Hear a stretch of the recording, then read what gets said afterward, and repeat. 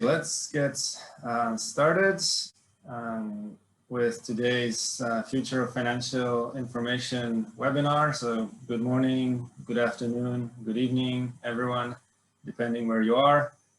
And my name is Michał Dziewiński. I'm the host of this series, and today it's my great pleasure to welcome Ruishen Zhang from Shanghai University of Finance and Economics, who will present, as well as Kelvin Law from Nanyang Technical University, who will be our discussant. And today's topic is individual firm-level climate change exposure, as seen from quarterly earnings conference calls. So just to explain the format, so Ruishen has opted to take questions along the way. So if you have a question, please mention it in the chat. You can either paste the full question or just say that you have a question about something, and I will be monitoring the chat. And when I see a couple or a few questions in there, I will stop Ruishen and allow him to respond. So with this format, the presentation will be 45 minutes, and then at the end we will have Kelvin's discussion. So around the 1 hour mark, we will stop the official parts, but you're more than welcome to stay on the line, and we'll have a bit of a more free-flowing discussion afterwards. Okay, so without further ado, Ruishen, please, the screen is yours for 45 minutes.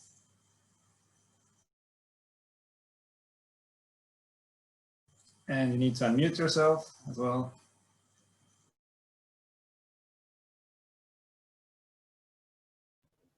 Okay, good. Okay, thank you.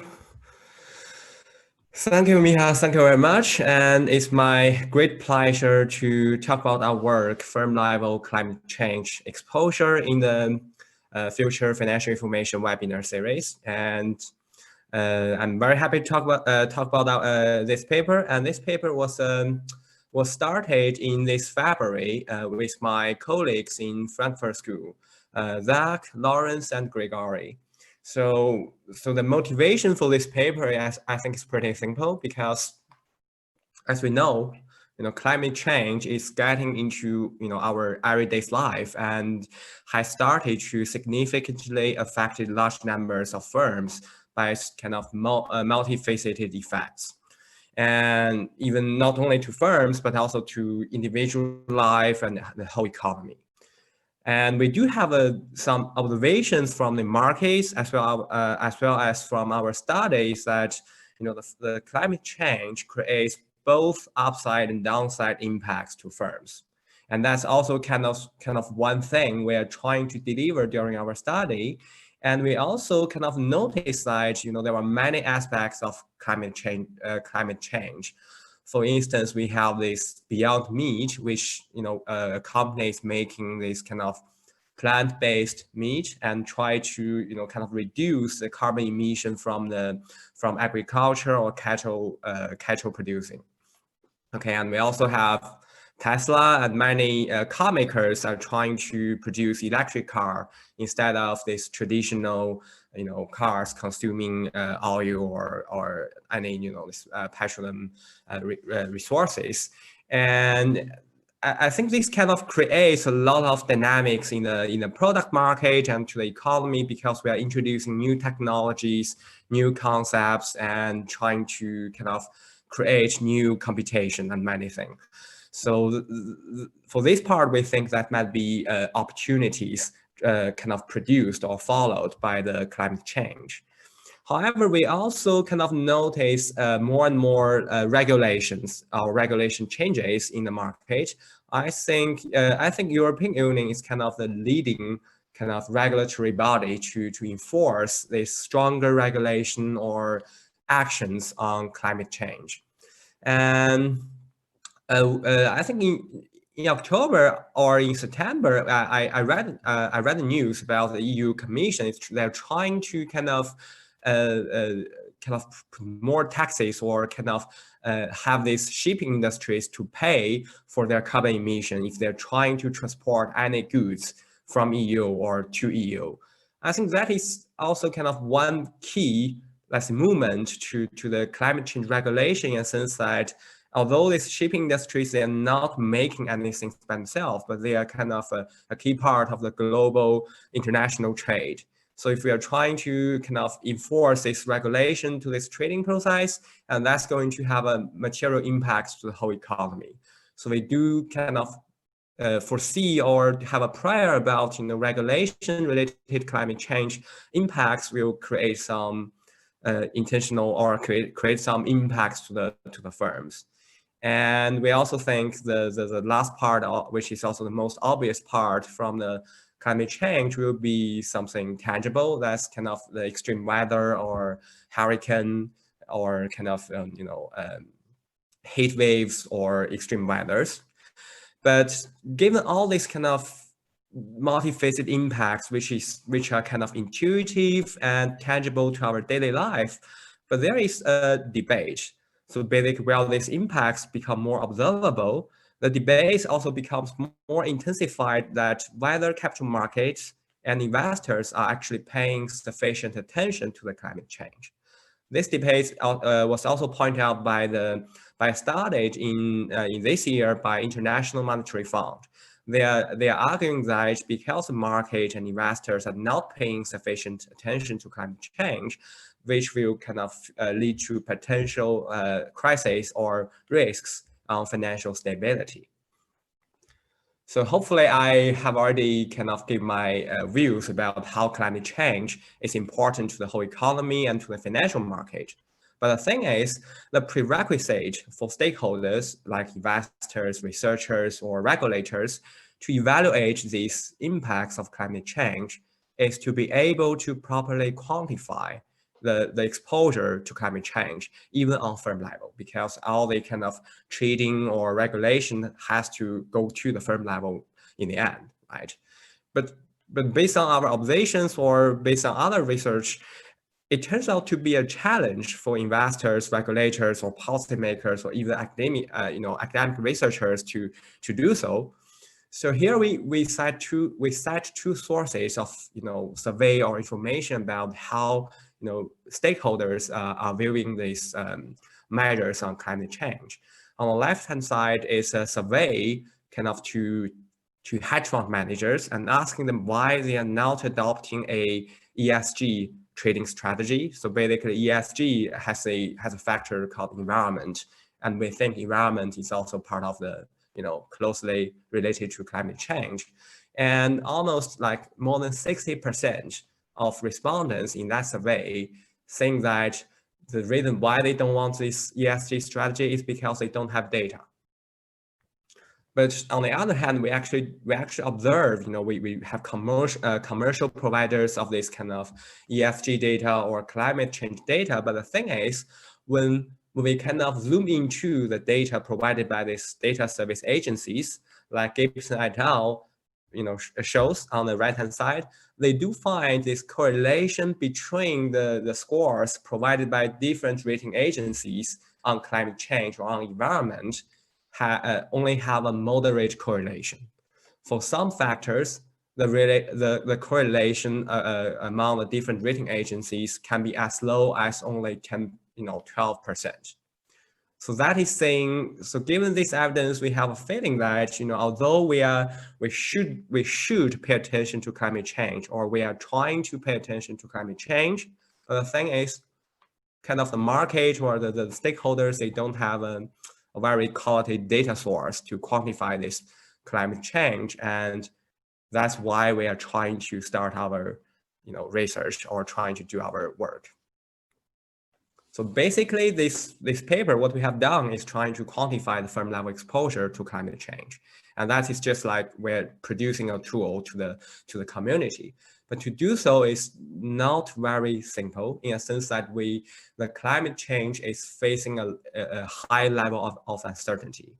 So here are some examples, right? Because we're now in the process of climate change, and no one is knowing, how this climate will eventually be. And that kind of creates a lot of uncertainty. And on the other hand, when I mentioned about regulations, right? So the regulators, they tend to, do something out of our expectation, and whether, how, and when the policymakers will tighten or change this regulation also creates a lot of, potential uncertainties to this firm level exposure. And on the other hand, as I mentioned about the multifaceted effect of climate change, so basically we see the climate change can give both upside and downside, impacts to firms, depends on, how the firm operates. We do see a lot of different effects across firm, and we have to construct measure to kind of quantify this, firm level difference about climate change. And the third one, I think, is kind of obvious because we don't have a common practice. So that's why we kind of started our research, and probably we are trying to point out several disadvantages of current measures for climate change. And I think the most obvious one is the limited and selected sample. One thing we used to kind of quantify this climate change or carbon risk is using their carbon emission data, but only about half of the S&P 500 firms report their carbon emissions. So if you're looking at those samples, I think it's kind of too small to have a comprehensive view of the climate change related topics. And also this emission or disclosure data, they are more likely to focus on the past instead of future. So if we're talking about the potential opportunities provided by the climate change or the potential upside, this promising part of climate change, then using this past data may kind of give some misleading information. And also one point about the emission data is like a number, right? But the thing is, because we haven't achieved this emission neutral or zero emission goal, so basically every firm is going to have some carbon emission. But some firms are actually, emitting this, are actually having carbon emission to kind of produce the new technology to reduce the future carbon emission. For example, we have this electric vehicle making companies, right? So Tesla has some emission, but their emission is trying to, reduce emission from the using cars. So we consider this emission should be good. But the other firms may just have normal emissions. But the emission data itself cannot distinguish whether this emission is viewed as positive or negative by the market. It's just a number. But we're trying to kind of zoom into these details and give a sense about how the firm is related to this emission or carbon emission or climate change by our measure. So basically in our work, we try to introduce a method that identifies firm-level climate change exposure from earnings conference call. That's a textual, so based on the textual data. So in that sense, we're able to distinguish the setting or the context when the climate change was discussed. And then we can give a sense to the users of our data about, what is good, what is risky, and, how this firm is related to climate change. And in the paper, we use the data from 2002 to 2019. However, we regularly update our data on the internet, and now we have the data from 2001 to the second quarter of 2020. And our coverage is more than 10,000 firms from 34 countries. And in the second part of the paper, after we kind of introduce how we construct our measure, we provided a set of exercises to try to validate our measure. So basically, we show that our measure exhibit cross-sectional and time series patterns align with priors, and also we try to give more details about how our measure is correlated but different from the measure we have now. And of course, we adapt our method to be able to identify the different topic-based climate change exposure. So basically, we can see whether the firm is, to what extent one firm is related to opportunities provided by climate change, and also for physical impacts or regulatory shocks. Most importantly, the data is publicly available. So if you want to use that, we are very happy to provide support or any more information on that. So as we mentioned, already a little bit, so we try to quantify this firm level climate change exposure by the conference call. So logic here is very simple. So we try to quantify the proportion of a conference call that is centered on climate change topic. So we will use that as a measure as firms' exposure to climate change. So I think I have already briefly mentioned why we're using conference call, because we think that's a market for information. So during the conference call, the information from the firm and the information from the market will kind of exchange. And we are trying to collect all those information and figure out to what extent this information are discussing about climate change. And besides the advantage of combining information and try to preventing this greenwashing behavior by the management, the conference call also have an advantage as broader coverage comparing to other disclosures, because conference call is like a regular event hosted by many listed firms. So we can, using that data source, we can achieve this broader coverage as I demonstrated before in the previous slides. And actually, given this playground of conference call, the other, or this logic, to find the proportion of discussion during the conference call related to climate change, I think the most important challenge in our work is to identify which kind of words or discussions are indeed related to climate change. I think that's the most interesting part of the paper. So basically, we do have other papers using conference calls or using other textual data and trying to construct some measure on other topics. And what they have done is to use some pre-specified training library.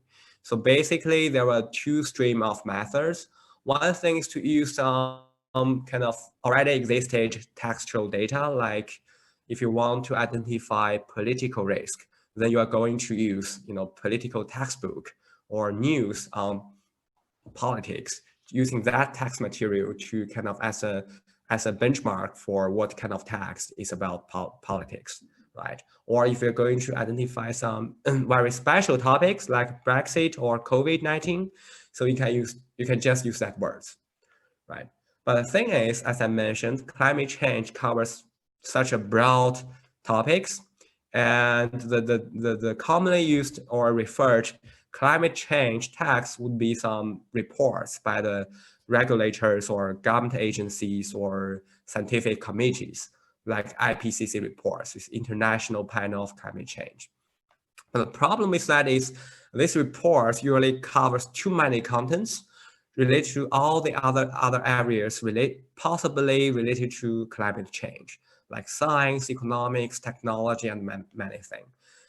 So this kind of broad coverage make it very hard for us to isolate this climate change backgrounds or climate change keywords from other texts using some systematic algorithm or way.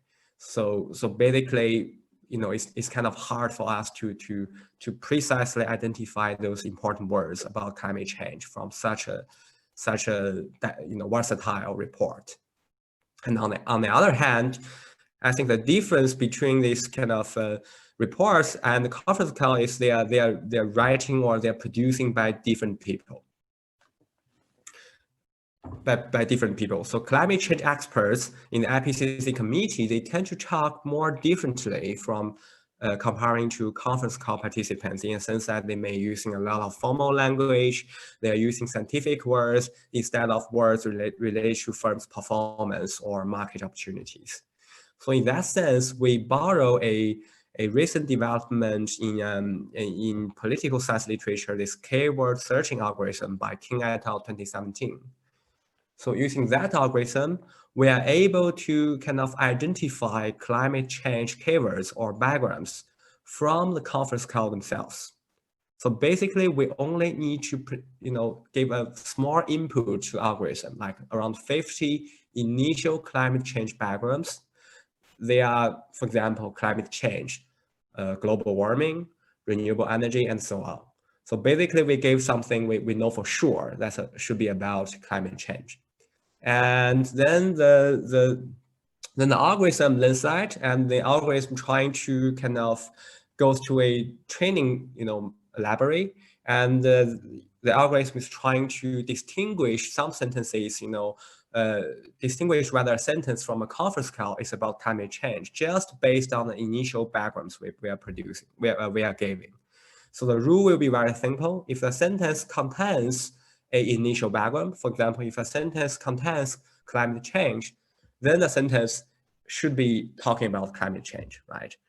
And after learning all this, and we kind of apply our algorithm to all other sentences that do not have any initial backgrounds. So basically, in that stage, no sentence contains words like climate change, global warming, or these obvious climate change keywords.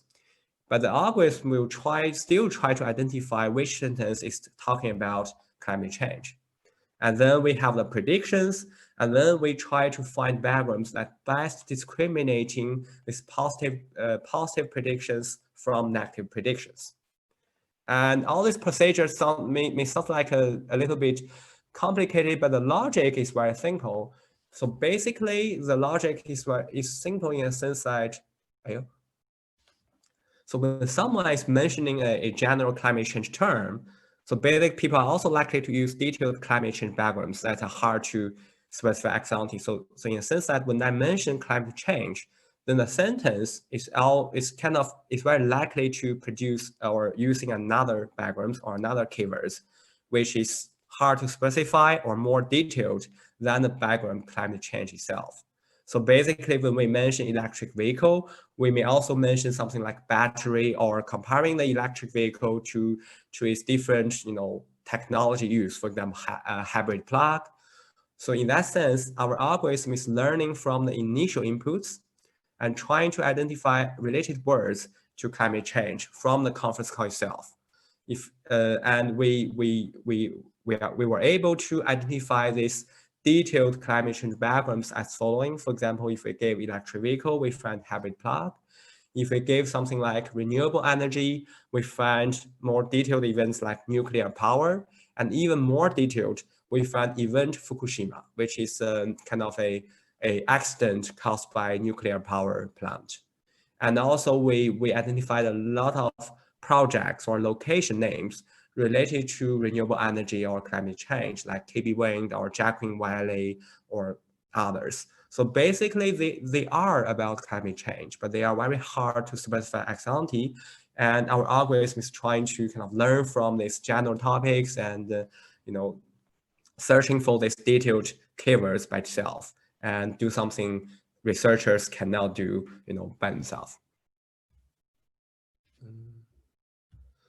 So I think the last challenge we want to address is to kind of separate these multifaceted effects of climate change.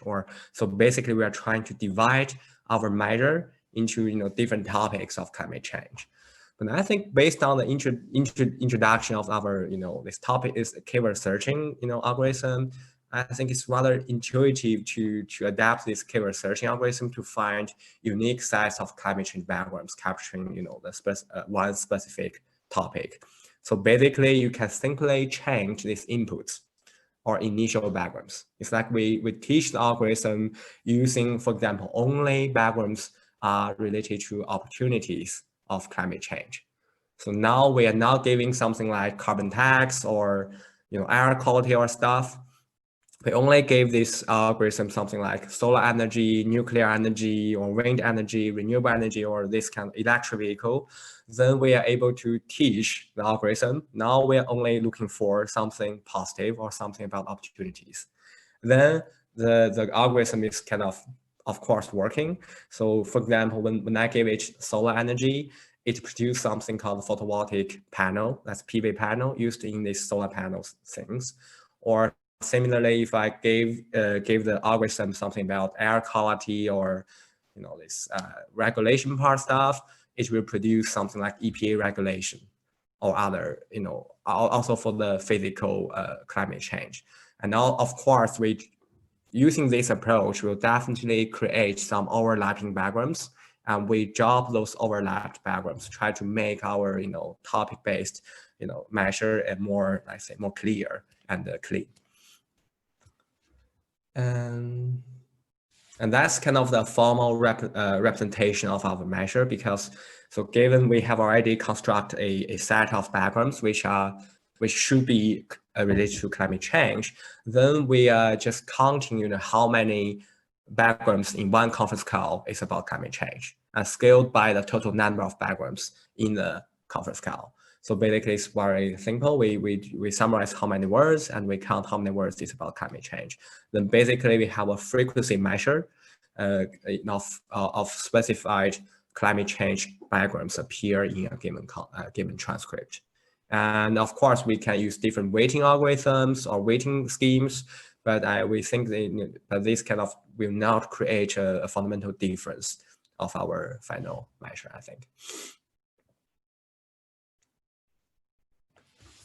And from here, I'm trying to give a brief, validation about this, our sketch of validation of our measure. And for time series, I think it's consistent with our prior. The climate change exposure goes up, during time, and kind of have a mild decline after Doha Summit. And in recent years, it's starting, goes up a little bit. That is not surprising. And one thing we did is to try to plot this exposure to physical events. So basically, we know that physical events is basically unpredictable. And indeed, once we show this exposure to physical events, we don't see any pattern. We see a huge volatility. That's already kind of a validation of our measure is kind of consistent with our prior. And we also do something on cross-sectional pattern. So one reason we do that is we want to show this some industries tend to have higher climate change exposure, for example, utilities, energy, or construction or manufacturing. But in this table, what I want to point out is not only this industry distribution of climate change exposure, it's also the standard deviation. So although we see these industries are kind of consistent with our prior, we do see a very large standard deviation within the sector. So that's already a hint on our topic, which we called firm level. So basically, we are trying to say the climate change exposure mostly plays on firm level. Then we did a variance decomposition. So what we show is, so basically we run this regression with a lot of fixed effects on climate change exposure measures. And we do see the most of the variations are coming from firm level. And they are even coming from these residuals. Basically, if the firm fixed effect only accounts for around 50% of the firm level variation. So we do see many idiosyncratic or firm specific variation in terms of climate change exposure. And here we are start wondering, what if we compare this kind of pattern of our measure to the other measures used in currently used in research or in other by our other practitioners. We do see, for example, we are looking at two measures. One is carbon intensity, the other is a risk rating by ISS. So we do see here these two measures, firm level variation seems to be smaller than our measure. And also, if we compare the coverage of our measure with the carbon intensity and carbon risk rating, we do see our measure is capturing a lot of missing value in these two measures. And actually, many of those missing value, even more than 60%, around 70% of firms not covered by ISS or carbon intensity measure actually have non-zero firm level climate change exposure in our work. So basically, we are trying to demonstrate our measure is trying to is able to capture a lot of missed, climate change related firms.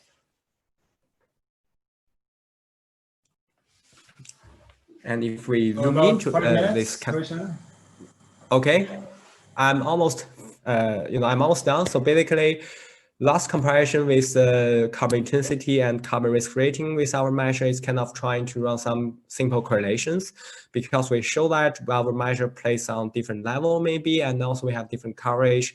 And here we do show that, if we zoom into different topics, these two kind of carbon intensity and carbon risk rating is kind of focused on more mainly opportunities and regulation, and kind of are not able to capture our physical impacts measure. So it's kind of also reassure that we are able to capture more potentially than these two measures. And we also show some intuitive correlations with things like climate change regulation or extreme temperature, and they kind of consistent with our priors. But the thing is, we don't have this firm level regulation data or firm level temperature data, for example. So this kind of validation test was only on some crude level.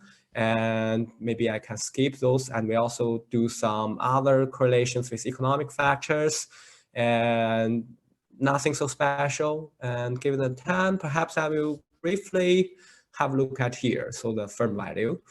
And what we found is, if we looking at Tobin's Q, so we do see some negative correlation between the regulation exposure with Tobin's Q after 2010. So in recent years, maybe the regulation becomes more stringent, and the market start giving some, or the firm is kind of firm value start being started kind of include this measure. And we do have a follow-up asset pricing study trying to better, investigate, to what extent climate change exposure is priced on the market.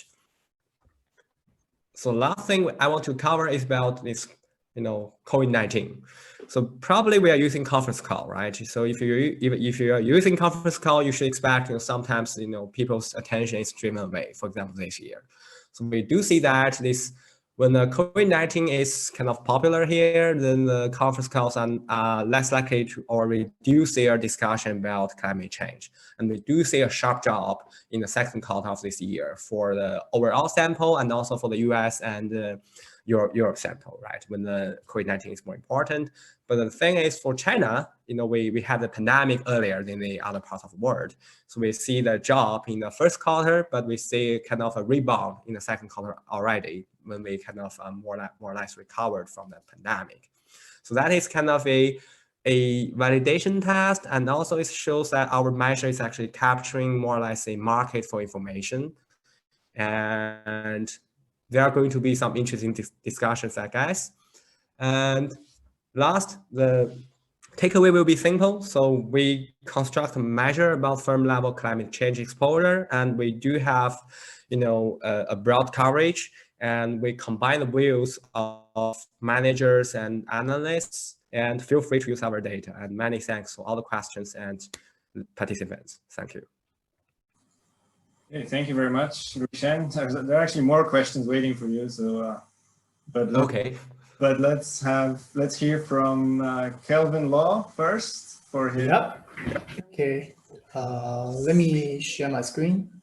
Yes, please. Yep. I think this is the one. Can you see my screen? Yep. All good. So please, you have 15 minutes. Okay. Hey. Thank you all. Thank you, Mikhail and Ruishen, for the opportunity to discuss the paper. I'm Kelvin Law from Nanyang Technological University in Singapore. So today I'm going to discuss this paper, Firm Level Climate Change Exposure by Sauna, Van Lan, Vikov, and Zhang.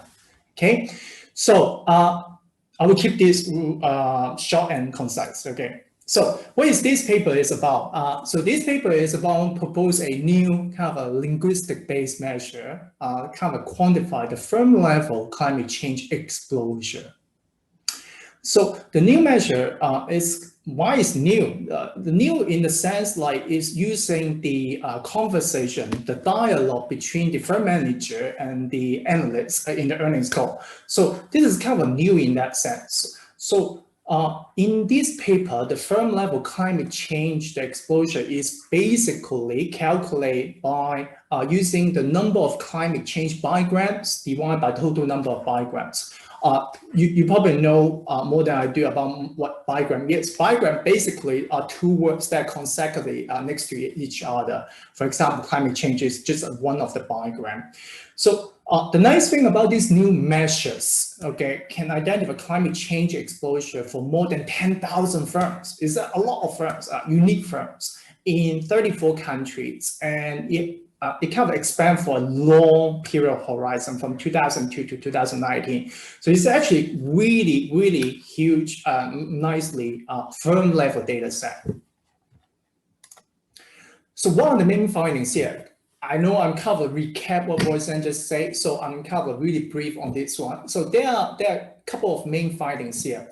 First, this new measure kind of quantify the firm level. It's a firm level exposure to three things. First one is the climate change opportunity. What is the opportunity under the climate change exposure? The second one is like the exposure to the physical shocks that are arising from the climate change. For example, storms, flooding, hurricanes, etc., etc. These kind of physical damage. The third one is more like regulatory shocks. For example, is it like going to be a tax hike, or is it carbon tax and carbon trade markets? How does the firm react to these kind of like shocks? So basically, this new measure is kind of like navigate within these three arenas, and they have different version of it. It has a set of measures. It's not only one measure, it's a set of new measure. So what's the beauty of this new measure? It actually have a number of really nice characteristics or properties of this new measure. First one is like they have a strong cross-sectional variations. Cross-sectional, you probably say, okay, cross-sectional across industry. Yes, that's one thing, but even within the industry, there's a cross-sectional variations between firms, which is quite nice. And then the second one, it has a strong time series variation over time. So you can see these exposure, as Ruishen just showed in his graph, there's actually up and down, depends on the environment, depends on what is under the radar. Is it like a new agreement? Is it kind of a new regulation? Is it kind of like some natural disaster? So you can see there's some strong variation there. And then this is a paper that showed that only half of these kind of like variations, the firm level variation. That means the firm fixed effect. There's a lot going on here, and this one is the first paper that shows like more than half is actually a firm level kind of variations. So the second, so what are the main contribution of this paper? So I'll put it in two slides here. The first contribution is, this is the first paper to really kind of like quantify the firm level exposure linguistically. What do you mean by linguistically? So let's look back, take a step back to see the challenge that we have in the climate change literature. For example, me and Atul Hilgon from the Arizona State, we have been working on a climate change paper, try to quantify the firm's exposure to climate change since 2016. The way we use it is look at the firm headquarters and see how does the weather change, how does temperature change going to affect the firm earnings. In that paper, we find is actually if you have a higher climate change or higher earnings, abnormal temperature is going to negatively affect the firm earnings. And the challenge in our paper, we have been kind of like struggling since 2016 is, okay, we use the firm's headquarters, right? But it's actually not a really super clean measure, because there's some firms that might locate in certain areas. We just cannot really have clean identification on which firm will suffer more, which firm will suffer less. And this paper kind of overcome this challenge in this following sense. Even the firm that's located in the same region, even the firm is in the same industry, you can still see there's variation in the climate change exposure based on what? Based on how they talk, how they discuss in the earnings conference call, which is kind of new in the literature. And I haven't seen it before until this paper. I think one of the most admirable thing is the authors actually make the data publicly available even before publication. So if you see the slides, or you go to that website, you can download the data. There are two versions of data as far as I know. there's one version of data that's on the annual level, and there's second version of data on the quarterly level. So you can see how the firms like this kind of climate change exposure varies over the year or even between the years. So this is really nice. I really admire them. So what are the main contribution? Number two. Okay, so we talk about number one, it's the linguistic kind of quantify the exposure, right? Well, the number two. The number two is bringing a new technology or new technique. So this new technique is called machine learning keyword discovery. I know it's a little bit long, the name, but that's the way they refer back in King, Lamb, and Roberts paper in the political science back in 2017. So let me kind of give you a brief highlight on what's going on here. Traditionally, when you try to do a linguistic or textual analysis, the way you do it is you come up with a list, right? You say, okay, this word is the list number one, this word is the list number two, and then I will go through the list and see the earnings call, whether they show up such keywords, or I'll go to the corporate filings to see whether it shows up a keyword like this, right? Similar to what Loughran and McDonald's done in 2011 GF, right? You identify the keywords, or even you identify the set of the bigrams. Bigrams mean they're just like two consecutive words. The problem is, it's good, the approach is good, but the problem is humans are bad. Humans are bad in identifying this keyword. I give you one keyword, you may come up with certain set of related keyword, but if I give the same keyword to the other person may come up with a totally different set of keywords. So the problem is there's no standardized way, there's no centralized way, there's no systematic way to identify a common set of related keywords based on different people's opinion. So the downside is a lot of potential keywords will be missed, as Hayes and Weinstein in one of the papers cited in King's paper mentioning this process when you kind of use human being to identify keywords is near impossible task. It's super difficult. You think it's easy, but when you actually run the experiment, you use people, try to ask people for opinion, it's super difficult because every people have different opinion. So the beauty of this paper is they introduce from political science this new algorithm. It's basically a unsupervised algorithm.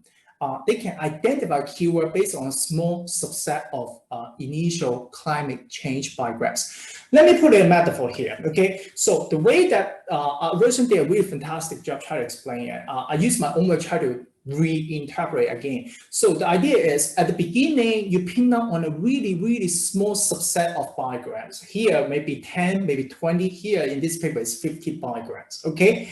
And then you instruct the machine. You instruct the machine and say, okay, go find the relay keywords based on these 50 initial bigrams and tell me what are those relay bigrams. And this machine may be using method A, maybe using method B, maybe using method C, and then come up with another wholly newly discovered bigrams. And then by combining these two set of bigrams, they can generate new insight because the newly discovered bigrams are not in the original small set. And you can think about this approach is quite amazing because what you need to do, human need to do is to identify really small subset of initial bigrams. And then you can let the machine do the rest. You can let the machine do the rest. So this approach is called human-led and computer-assisted algorithm. You can find new bigrams in this new document that is not even will show up in the original documents. It's not even in your initial, you think will be a keyword kind of like situation. So this is the number 2 contribution. This paper is well done and the analysis is really comprehensive. I like it a lot, okay? So I don't have any significant concern because I know they have been doing similar papers in Brexit, in the political risk. They are really successful in it and they know and are really knowledgeable about all this technique. But here is different. Here is new technique and new research question and differentiate from the old papers, okay? So the following suggestions are more like for the sensitivity test or future extensions. First, initial bigrams. Initial bigrams are important because this is a small initial bigrams, right? So I would like to see how sensitive, if I add one in the additional initial diagram in this 50 set, instead of 50, I add it to 51. One of the things I'm interested in is fossil fuel, because fossil fuel, when I kind of read the paper in detail back and forth, I think that word I'm interested in, if you kind of add it to an initial set, how does it work out? Also, I'm interested to know where's the power. Is the climate change exposure coming from the initial set or the newly discovered biographs? Even they say from the initial set, not from the newly discovered biogram, that's okay. It just kind of the sensitivity check, kind of knowing what's going on. It doesn't notify any of the result in this paper. Also, the possible extension is how about applying these biogram, the initial and the newly discovered one, on the 10 case, and then see how, whether or to what extent you will get additional power. Maybe you get more variation in terms of climate change exposure. In fact, if you cannot find anything in the 10 case, but find a lot of the climate change exposure in the conference call, that would be interesting because that suggests something is going on, right? That suggests maybe incentive, maybe legal reason. There is two-tone going on here. That might be worth to explore. Second suggestions, these comments more focus on one of the main measures, kind of a sentiment measure in the data set. So in the sentiment measure, they kind of measure the climate change sentiment. Prior to show a lot of negative words have really, really strong predictive power in a lot of the financial context. Probably you guys all know, Lachlan and McDonald, 2011 JF. Some of the corporate policy, they have a number of papers in there as well that show the strong predictive power of the negative words. The current sentiment measure in this paper is a net measure. That means what? That means add one for +1 for a positive and -1 for a negative. They kind of neutralize if you have one negative word and one positive word. So you might mask the power of this sentiment measure. I would suggest them to look at alternative version. For example, imbalance measure, negative minus positive, or even just look at negative and then divide by the total of negative plus positive and see how does it work out. Would it give you additional power? The last comment is it styles or characteristic? This kind of going back to the old debate, and I like to bring this up because it relates to my research. These papers show half the variation is firm fixed effect, right? So prior to the show, there's a lot of it going on that have been driven by the manager fixed effect or the styles, or sometimes they have some characteristic. Would it be possible that this firm fixed effect in this climate change exposure is explained by CEO fixed effect? Is it by the CFO fixed effect? Or is it some characteristic? For example, they might have some prior experience in a natural disaster when they are childhood. So that might be something interesting further explore about. But I totally acknowledge this. This may be compared a new paper, okay? So my final minor suggestion will be, I know they put the annual data set and quarterly data set on the internet and they detail it quite comprehensively. I just want a small request and then see maybe they can add a little bit more documentation helping us, other researchers, if we want to use it to reconcile between the annual and the quarterly data. The reason I ask it is because the quarterly data may have multiple transcript and the annual data is based on the quarter data. So sometimes I need a little bit help in kind of reconciling both of them. In fact, Liu Fan just brought up one good point. So sometimes these steps, they're quite detailed in the paper. So so some of these machine learning data, I hope maybe later after they get publication, they can detail the steps so that other researchers like me can follow exactly the same way and try to explore the technique a little bit better. So take away last slide. So really interesting paper, and I like it a lot. Novel methodology with a lot of implication, no matter in finance or in accounting, no matter in climate change or corporate disclosure or corporate policy or other areas. I hope if you haven't had a chance to read, please go ahead and read. I really like the paper a lot. And final word is all the best with the submission. Yeah, thank you. All right, thank you very much, Kelvin, for the engaged discussion. So Ruishen, I can give you 1 minute to respond if you like, because we're okay. out of time. Okay, thank you, Kelvin. Thank you very much. I think the comments are really helpful in the sense that we do kind of notice that we we should kind of provide a little bit more information on the sensitivity test and also do more on the initial backgrounds like their sensitivities. That's is our plan. And also as for sentiment, we do have the separated sentiment, and we can definitely rerun the test and see what will happen. And I'm really appreciate for the third comments, because I think that is going to be very interesting, especially if we connect this executive style with this maybe the gap between conference call and 10K. That's going to yield maybe a lot of new insights. And also at least we have the idea, to even apply this method to analyst style, but it's going to be a little bit more challenging. And as for data, I think I can discuss with my co-authors and see if I can also publish this transcript level data to the platform. Then if that's the case, then you can easily access to more information, even on daily information.